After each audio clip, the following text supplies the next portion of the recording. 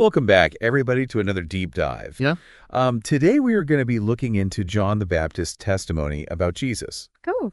specifically why his words about Jesus as Lamb of God were so revolutionary. Yeah. We'll be drawing from excerpts of a religious study guide today and some additional notes you provided as well. Sounds good. And what I'm really curious about is, what did John see in Jesus that made him use that image? And what does it reveal about Jesus' identity and purpose? That's a great question to explore. John's words weren't just descriptive, they were deeply symbolic and packed with meaning for his audience. Right. To understand why, we need to consider the context, both the immediate circumstances and the broader historical and theological backdrop. Okay, so let's start with setting the scene. The study guide mentions that Jesus grew up in Nazareth, quite a distance from where John was preaching and baptizing. What's the significance of that geographical separation? Well, it underscores that John wasn't simply endorsing a local figure or following family ties. There was something truly unique about Jesus that drew John to the Jordan. Interesting. And what about John himself? The study guide paints him as a pretty intense figure. Camel hair clothes, a diet of locusts and wild honey. He sounds almost like a wilderness prophet. He definitely had a captivating and unconventional presence, but more importantly, his message resonated deeply with the people. He was calling for repentance and preparing them for the coming Messiah. His ministry created a sense of anticipation and expectation. So then Jesus arrives, and in John 1.29, we have that pivotal moment where John sees him and proclaims, "Behold the Lamb of God who takes away the sin of the world." I've always found this statement so powerful, but I have to admit, I don't fully grasp its deeper implications. It's a statement that has resonated through the centuries. To understand its power, we need to consider the Old Testament concept of sacrificial lambs. Think about the bronze altar in the tabernacle, where specific types of lambs were offered as sacrifices. They had to be male, unblemished, and 1 year old. And these sacrifices weren't just random acts. They were deeply symbolic, right? Absolutely. The priest would lay his hands on the animal, symbolically transferring the sins of the people onto this innocent creature. Then the animal was killed, and its blood, representing life, was offered to God. It was a way of acknowledging sin, seeking forgiveness, and restoring a right relationship with God. So the animal's death, in a sense, paid the price for the people's sins. Well, exactly. I can see how this connects to John calling Jesus the Lamb of God, but it feels like there's even more to unpack here. Yeah. What might have been going through people's minds when they heard John say those words? You're hitting on a crucial point.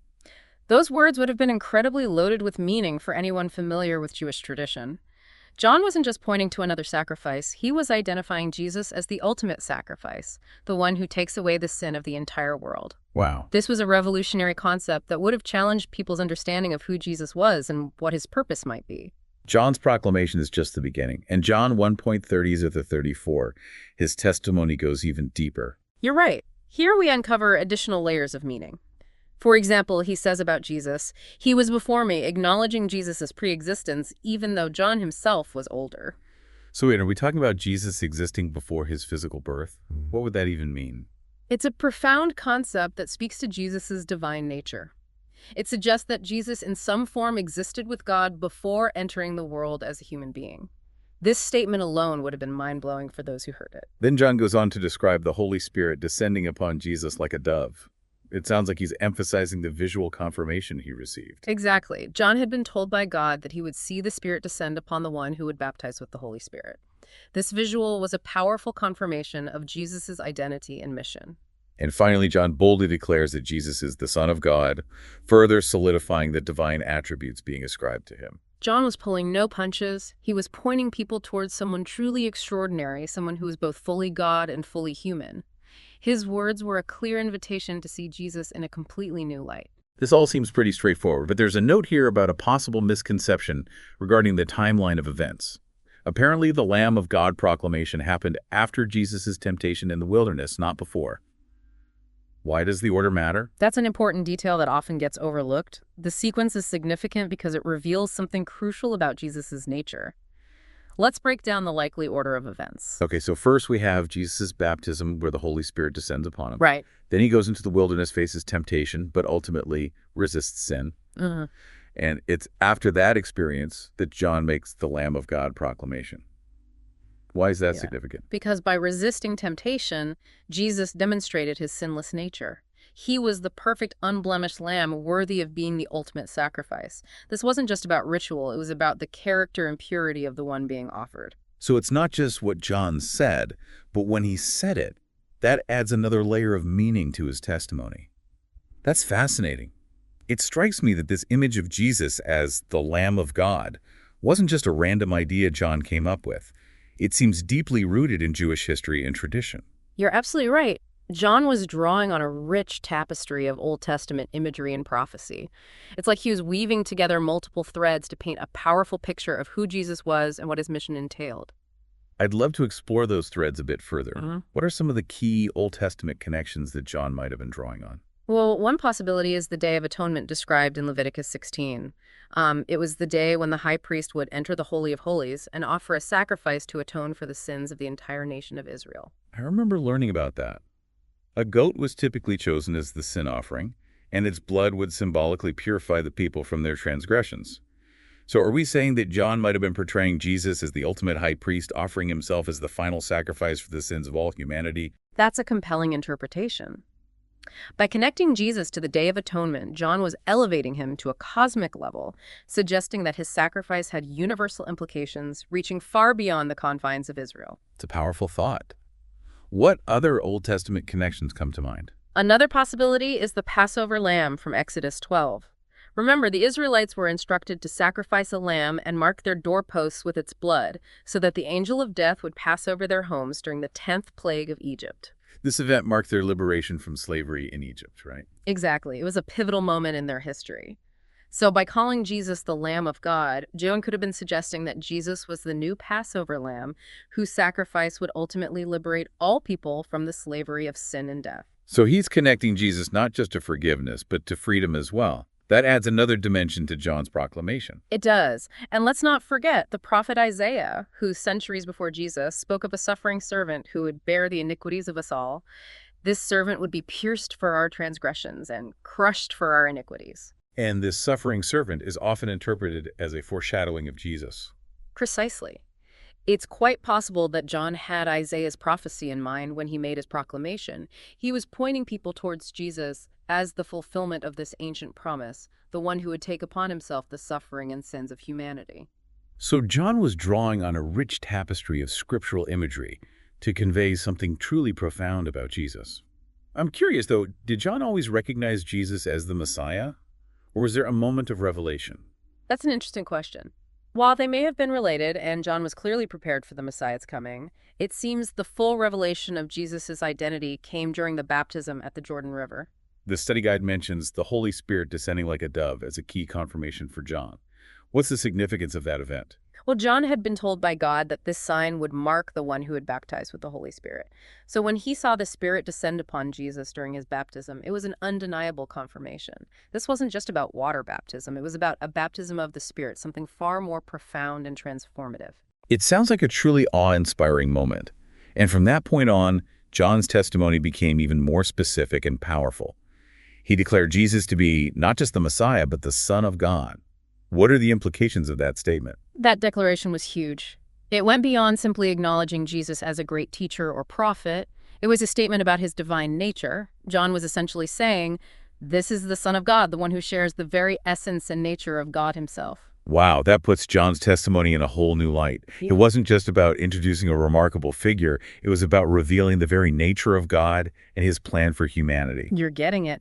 And we can't forget that John's role was to prepare the way for Jesus. He was like a herald announcing the arrival of the king. That makes me wonder, if John the Baptist were alive today, how do you think he would point people toward Jesus in our modern world? That's a great question. It gets to the heart of John's mission. He was a voice crying out in the wilderness, calling people to repentance and preparing their hearts for the coming Messiah. I imagine he'd still be that voice today, but maybe in a different kind of wilderness. Instead of a literal desert, he might be speaking truth in the midst of the noise and distractions of our modern lives.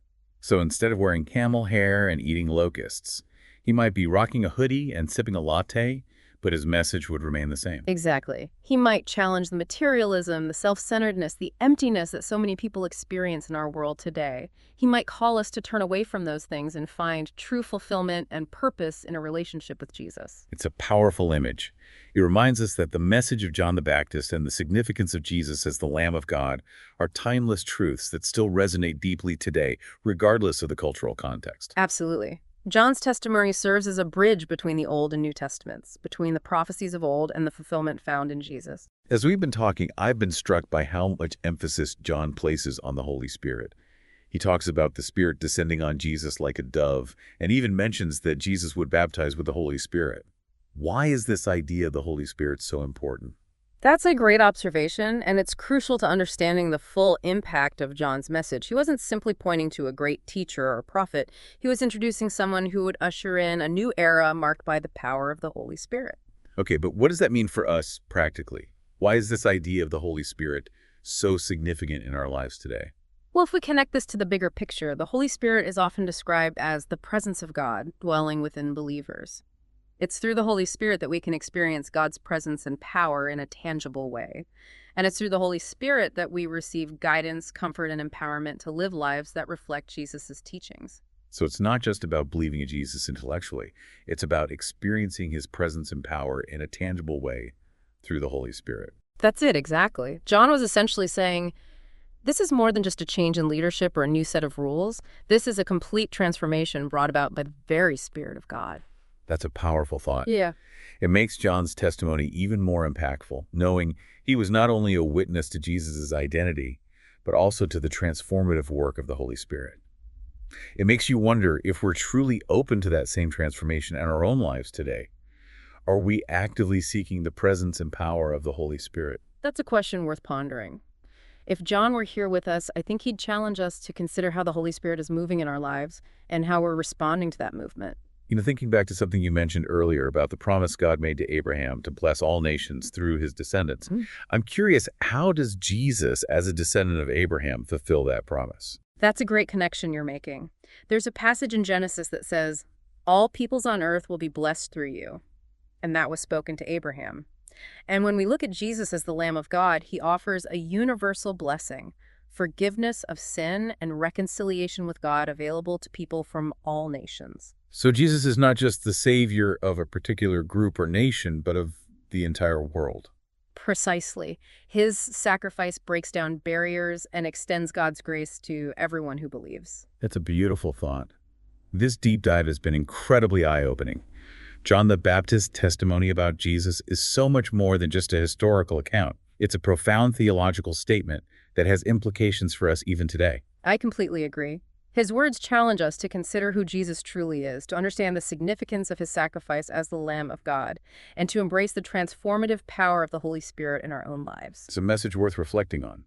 I hope this deep dive has given our listener a fresh perspective on John the Baptist's role and the profound implications of his testimony about Jesus.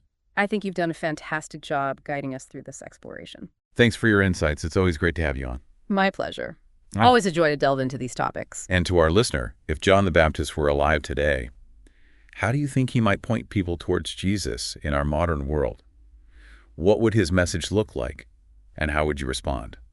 That's something to ponder as we wrap up this deep dive. Until next time, keep exploring, keep questioning, and keep seeking truth.